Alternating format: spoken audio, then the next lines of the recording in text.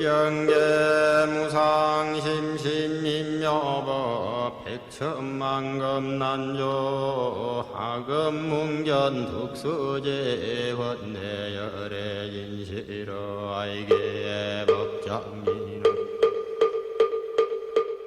오엄마라나 9. 수행자와 여인. 아난다는 부처님께 여쭈었다. 부처님께서 열반하신 후 아직 가르침을 받지 못한 세상 여인들을 출가 사무는 어떻게 대해야 합니까? 서로 마주보지 마라. 만약 서로 마주보게 된다면 어떻게 해야 합니까? 더불어 말하지 마라. 만약 더불어 말하게 된다면 어떻게 해야 합니까? 스스로 마음을 다잡아라. 아난다요. 너는 열애가 열반한 뒤에 보호할 사람이 없어 혹시 닦아 얻은 것을 잃지 않을까 하는 그런 걱정을 하지 마라. 내가 지금까지 말한 교법과 계율이 곧 너를 보호하고 또한 네가 의지해야 할 곳이다. 오늘부터는 비구들에게 사소한 계율은 버리고 윗사람과 아랫사람이 서로 화목하여 마땅히 예절을 따르라고 일러라. 이것이 출가한 사람이 공경하고 순종할 법이다. 장하함, 유행경.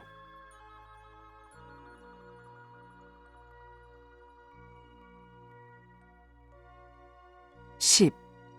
사성에서 뛰어난 사람. 부처님께서 사와티의 눅자모 강당에 계실 때였다.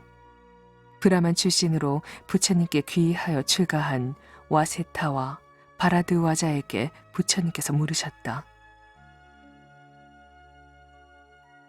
브라만 중에서도 뛰어난 너희들이 집을 버리고 출가 사문의 생활을 하니 브라만들이 혹시 너희를 보고 비난하지 않더냐? 와세타가 말했다. 그렇습니다, 부처님. 브라만들은 남을 멸시하는 버릇으로 저희를 비난하여 욕하고 있습니다. 어떤 말로 비난하고 욕을 하더냐? 그들은 하나같이 이렇게 말합니다. 인간 중에 브라만만이 가장 높은 종족이고 그 밖에는 다 하잘것없는 낮은 종족이다. 브라만은 살빛이 희고 다른 종족은 살빛이 검다. 브라만만이 오직 순수한 범천의 혈통을 받은 종족이다. 브라만만이 범천의 입에서 나왔고 범천에 의해 창조되었으며 범천의 상속자이다. 그런데 너희들은 고귀한 계급을 등지고 미천한 계급의 사람들과 가까이 사귀고 있으니 어리석기 짝이 없다. 머리 깎은 사문 가운데는 범천의 발에서 나온 천한 자들도 있지 않느냐. 이러한 말로 저희를 비난하고 욕합니다. 와세타여. 그러나 사실은 그런 것이 아니지 않느냐. 브라만도 시집가고 장가가며 여인은 임신해서 아이를 낳고 있지 않더냐. 그들의 출생도 다른 사람과 꼭 같으면서 어떻게 브라만만이 최상의 종족이라고 범천의 입에서 나왔으며 범천의 상속자라고 남을 욕하고 업신여긴단 말이냐. 세상에는 왕족과 브라만과 평민과 하인 등 4가지 계급이 있다. 그러나 왕족이라고 해서 남의 생명을 해치고 재산을 약탈하거나 음란한 짓을 하고 거짓말과 이간질, 악담을 하며 탐욕과 성냄과 그릇된 소견을 가지고 있다면 그들도 또한 죄를 범하게 되며 그 갚음을 받게 된다. 브라만이나 평민, 하인도 이와 마찬가지이다. 또 왕족이 남의 생명을 해치지 않고 약탈과 음행과 거짓말과 이간질, 악담, 탐욕, 성냄 등에서 벗어나 바른 견해를 지녔다면 그것은 착한 일이며 착한 가품을 받게 된다. 이것은 브라만이나 평민이나 하인도 또한 마찬가지이다.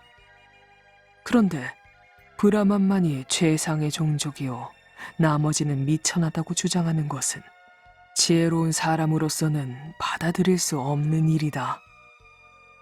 네 가지 종족이나 계급은 그 사람의 혈통이나 신분으로서 차별해서는 안 된다. 우리는 모두가 똑같은 사람이다.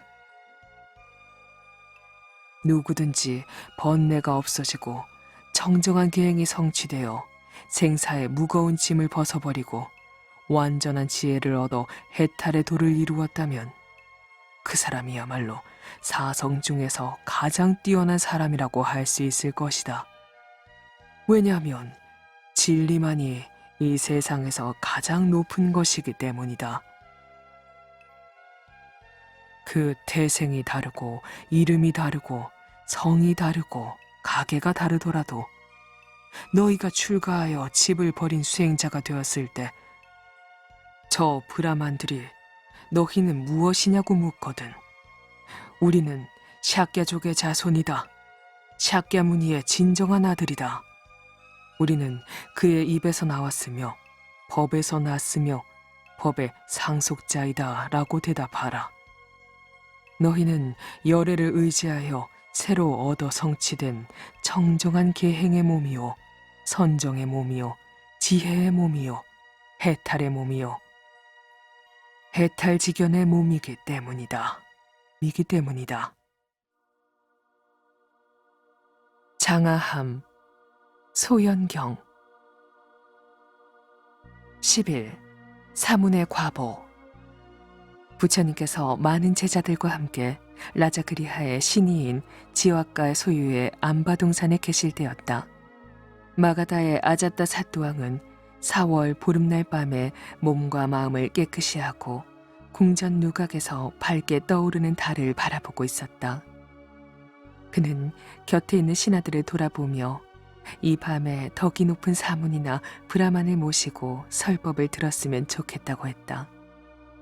이때 지와가는 마침 부처님께서 1250명의 제자와 함께 암바동산에 와 계시니 부처님을 모시고 법을 들었으면 좋겠다고 말했다.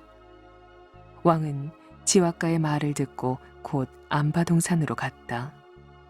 왕은 부처님께 공손히 예배드린 후 이렇게 여쭈었다.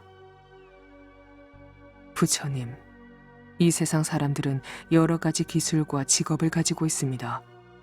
그들은 그 보답을 받아 부모 처자를 부양하고 자기도 안락을 누립니다. 그런데 출가 수행하는 사문이나 브라만은 현세에서 어떤 과보를 받게 됩니까? 부처님께서 말씀하셨다.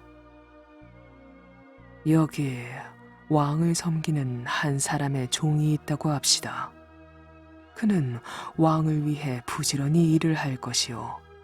아침 일찍 일어나 밤늦게 자며 얼굴빛을 부드럽게 하고 말씨도 공손히 하여 왕의 비위를 거스르지 않으려고 항상 애를 쓸 것이요. 그러다가 어느 날 문득 생각을 돌이켜 출가를 합니다. 머리를 깎고 가사를 걸치고 몸과 말과 생각을 조심하고 변변치 않은 음식과 의복에 만족하며 세속을 떠나 고요한 숲에서 살게 될 것이요. 이때 어떤 신하가 숲에서 수행하고 있는 예전의 종을 보았다고 왕께 전하는 말을 듣는다면 그 사람에게 예전처럼 돌아와 시중을 들라고 하겠소. 그렇게 할 수는 없습니다. 내가 먼저 그에게 절하고 그를 맞아 가사와 음식과 숙소를 제공하며 병이 나면 약과 필요한 물건을 대주면서 그를 보호하겠습니다. 그렇다면 그것이 곧 눈앞에 보이는 사문의 과보가 아니겠소?